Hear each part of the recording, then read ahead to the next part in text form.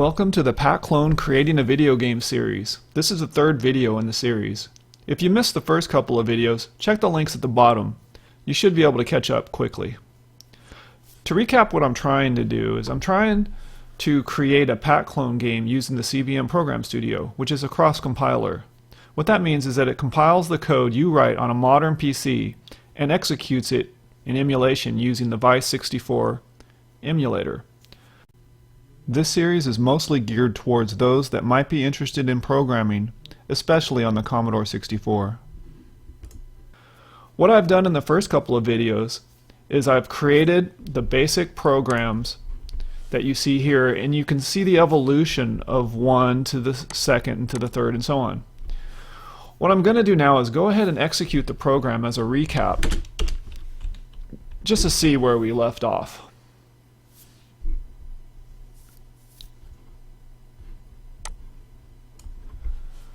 So you can see we have two ghosts moving around on the map very slowly. I'm calling them ghosts even though they're really just spades moving around and they're eating dots and they shouldn't be. So that's where I left off. From here, what I'm planning to do is translating this basic code into assembly language. So strap on your seatbelt and come along for the ride. To start with, I have created this pac.asm file right here. And I'm going to cover what this is and what it is that it does.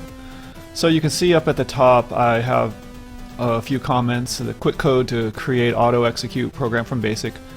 What this is, it tells the assembler to store this information here in basic. So it creates a basic program. And you can generate this code by going up here to tools and then generate a syscall, and you can give it the address and hit OK, and it generates that code there, right there, that you see that obviously it's been formatted differently. But what that does is when you run, it does, this is in basic, it's SYS 4096 34 30 39 36, and then that executes it at this program location, which is 1000, which is memory location 1000 hexadecimal, which is 4096 decimal. And the first thing that it does is it loads number 4, which is a color value, and stores it as the background color 53280.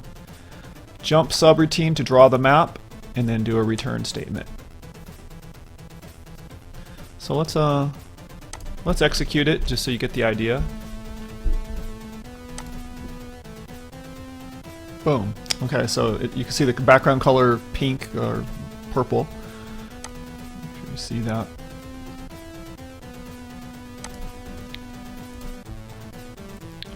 And this draw map function, I copied that from another location that I found on the internet. So I didn't initially generate this. The version that I picked up had a bug in it where instead of writing this location, instead of doing the DEY, it was doing INY. And because of that, it was missing out one of the characters. So what this program does, the draw map, what it's doing is it's loading the low byte into FB of the screen. The high byte, which is 04, it's putting that in FC, and so together it makes 0400, which is 1024, which is the first value of the top left portion of the screen memory on the Commodore 64. And then it's taking the map low and the map high and storing it in FD and FE. And so down here it's referenced with LDA FD, Y, STA, FB, Y. So it's saying load from the map, Y in a loop, store it FB, Y. So store it onto the screen. And I have two versions of the map down here. One is a binary saved file, and the other is the screen map just with the data that you see right here. It's not saved off as a separate file. And it just loops through. There's two loops. One loop to go for all 255 values of y, and then another loop which decreases x, so to do it 4 times. 4, 3, 2, 1, 0, you know, until, and then that way it draws the entire screen. And so this version of the screen is using the map that was generated right here in the binary file. If we were to change the code instead of map data right here, we could change this to screen map, and it would utilize this code. I can show you that. It's screen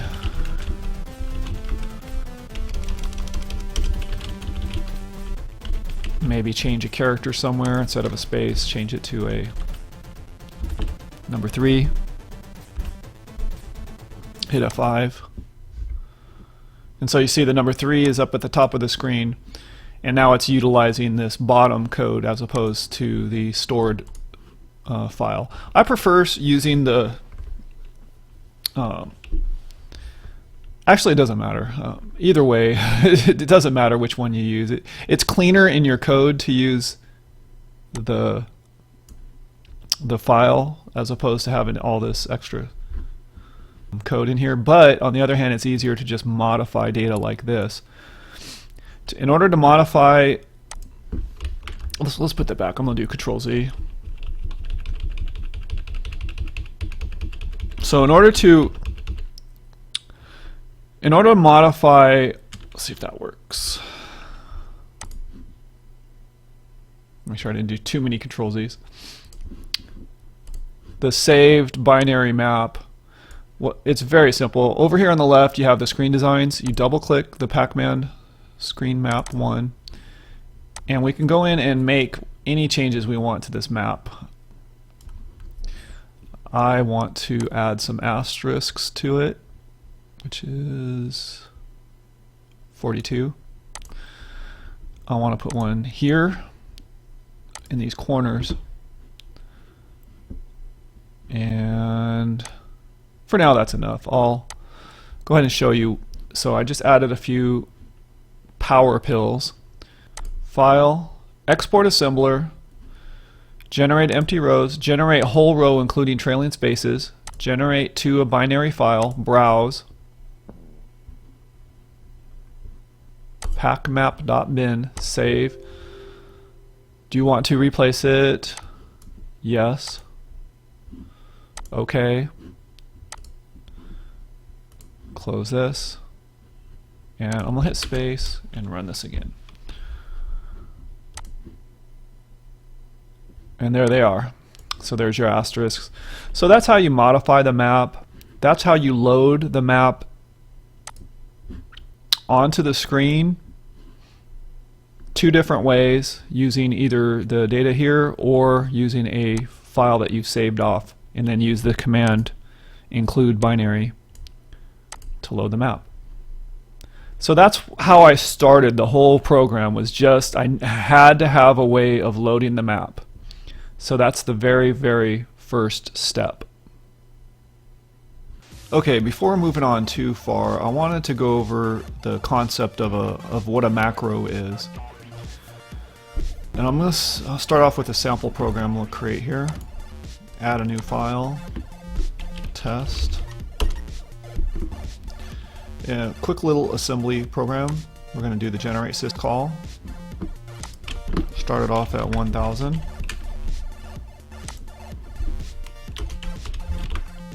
Star equal 1000. And then just for an example, load 0, store it at 53280, which is the background color. And hit F5 to run that. To see if that works. Okay, say, and you see it change the background black. Say we wanted to, if we had a bunch of these, or we have them in different areas. Let's say we want to change the foreground color. 53281. And so let that run. What a macro does is allows you to pass parameters, but it duplicates the code and makes it a little cleaner for certain things. Let's convert this little section here to a macro. So if this were going to be a macro, what I'd do is define macro, give it a name, change BG for background, and then at the bottom of a macro you don't have a RTS. You can, but in this example we won't. End macro, and so we'll just do that. The macro code, I'll put it above this this statement here. I hope that'll compile. And then instead of loading a specific value, you pass a parameter. Parameter 1 for this one and parameter 2 for this one. And then to call it, you just simply type the name of it, change background, and then you give it a number, like let's go 2, 3, and then put the RTS right here. And pressing F5 will compile it and see if it executes. And so boom, so you have different colors.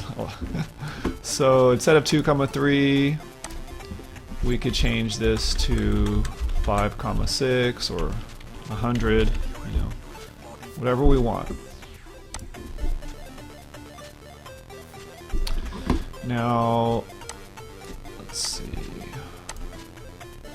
And if you wanted to, at different places, it doesn't make sense in this application, but you could have multiple versions of this.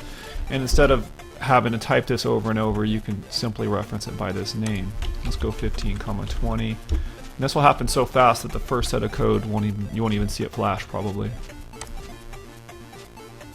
Yeah, you barely see it flash. Run. Yeah, so, and then just to demonstrate the program code, if we list, that's that 10 sys 4096, that's what is generated here when we do the tools generate syscall.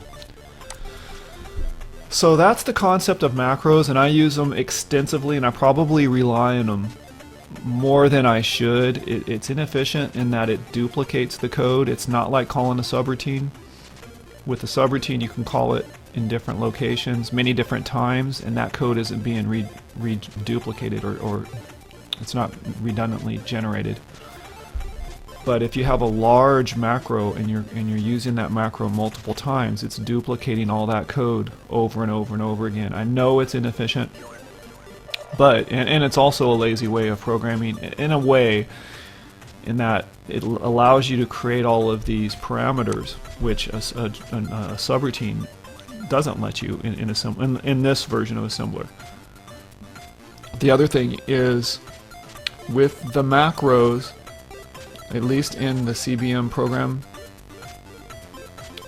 Studio, you can only have up to 9 parameters. So you can go 1, 2, 3, all the way up to 9.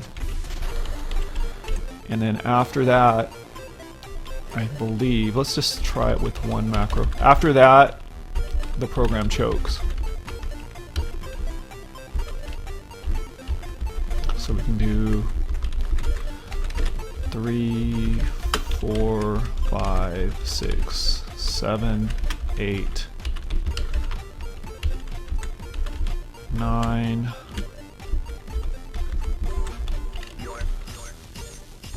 And because of this limitation in the macro, and I was relying on them so heavily, let's go 10. Let's go 10.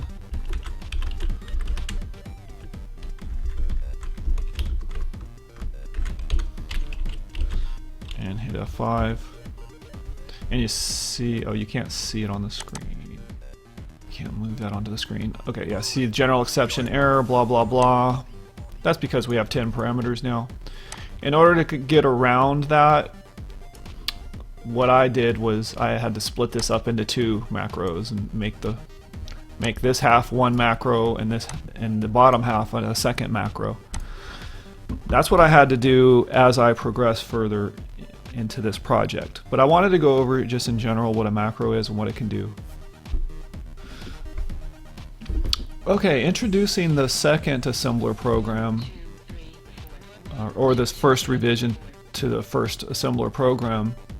You can see I've added a lot of the variables that were present here in the basic program. They have to be defined in some way in assembler.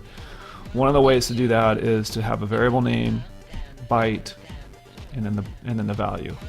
And you can see I have the variables coming down the line here. In assembler, you don't really have the string variables. So what I did to get around that a little bit was just create a variable and give it a couple of characters. I only needed 3 or 4, and then I had a length. So I have PQ dollar and then a PQ dollar length, so that there's basically with those two combination of variables, I have a string value, and that's what I'm doing to emulate a string, similar to what I was doing here. And as we scroll down, you'll see we have the first macro. And what this macro does is it takes a value that's loaded in the accumulator and it stores it at position x comma y. So for example, if the x value is 15 and the y value is 10, then it will store that value horizontally 10 characters over from the left, or 15 characters over from the left and 10 characters down from the top. And what I did in the basic program, in order to accomplish that, I had to do some mathematics. I had to kind of multiply the y position times 40 and then add x right here. But I found that to be really inefficient. For assembly, you don't really want to do that kind of multiplication if you can avoid it. And so what I did instead was I created this map offset high and low values right here, and it just becomes a lookup. So I created for every 40 characters, just kind of built this table here, and that's what this is built off of, this map offset low, map offset high. And so that's how it's doing the multiplication. It's not really multiplying, it's just looking it up rather than doing the multiplication. And so that was a time saver, and it's faster, and that's the first macro. I had another macro to check the values of the wall. So as I was going through the program code, I created the basic code here. I had to have something that built this string, that tells Pac Ghost which direction you can go, up, down, left, or right. That's what the check wall does. It checks to see if he can move in a certain direction. Can he move up, or is there a wall there? If there's not a wall there, then that's a possible direction that he can move in. And I won't be able to go into great detail on the entire code, but I just wanted to show my thought process a little bit.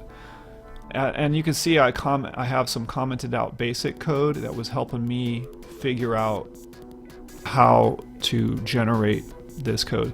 I was going line by line from this program. I was going line by line, figuring out how to turn this into an assembly language program.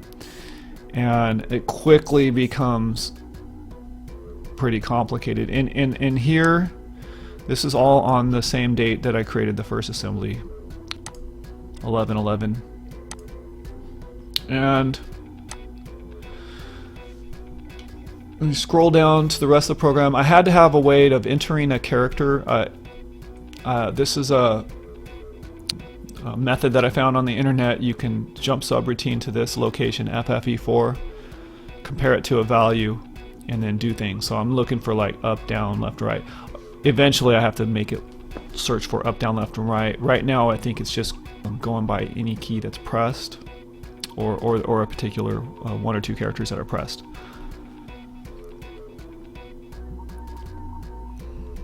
And I have some code in here for the warp tunnels for the left side and the right side. I will be revisiting this section later. It was challenging to get the ghosts to move. For me, it was a challenge to get them to appear from the left side to the right side without blowing it, you know. So then I had a routine, move the ghosts, and eventually, in a future version of this program, the move ghosts itself has to evolve, and is where you're moving not just one ghost but all of them. One ghost, 1, 2, 3, 4. So I'm going to run this just to show you. I also have a built-in priority system, and you can see some of the code from the prior ASM, which is the draw the map, and the code down here, the screen code. And this is my random number generator. This code here I found off the internet. I may have to change at some point, but right now it generates a random number, which is needed in order to randomly pick. So if the ghost can move up, down, left, and right, it needs to pick randomly between one of those directions. If it can only move left or up, then it has to pick randomly, unless there's a priority that overrides that. So let's run this.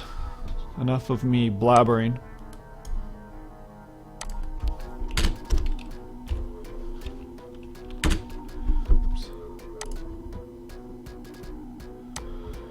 And you can see up on the top left corners I have essentially debug statements, so I know the state of the program.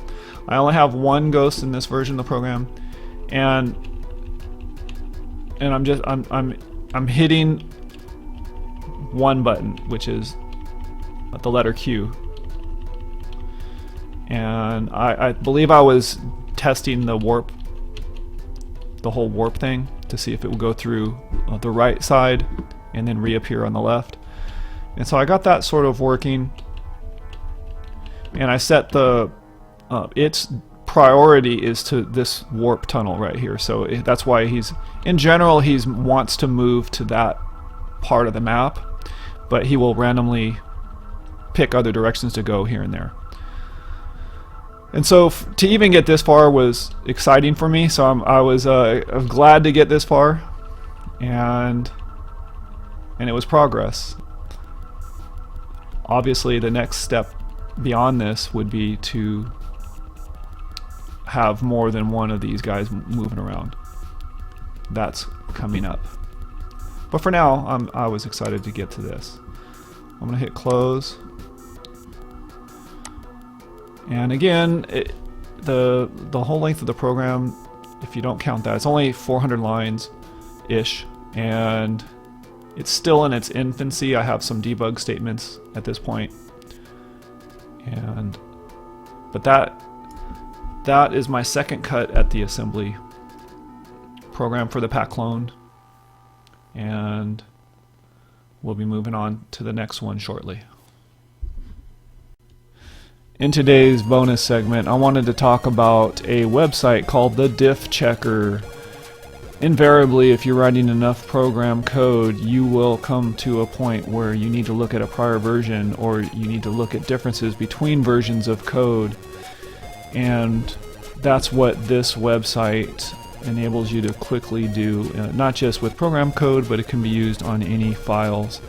So what you do is you paste in your code on the left, and then you paste in your other code on the right, and you have an option down here at the bottom to not store your differences, to store for an hour, a day, a month, or store them forever.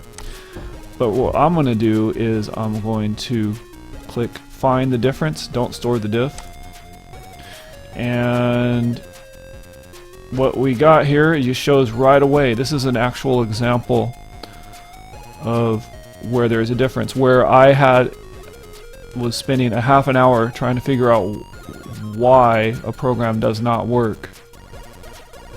And right here you say there's a branch if not equal, there's a branch if equal. The branch if equal on this one is inaccurate, And so that helps me spot the differences right away. And as you scroll up and down, and you see there's no more differences. So that was just an example here, but I actually did run across this. And it has saved me a couple of times, and I highly recommend using this tool.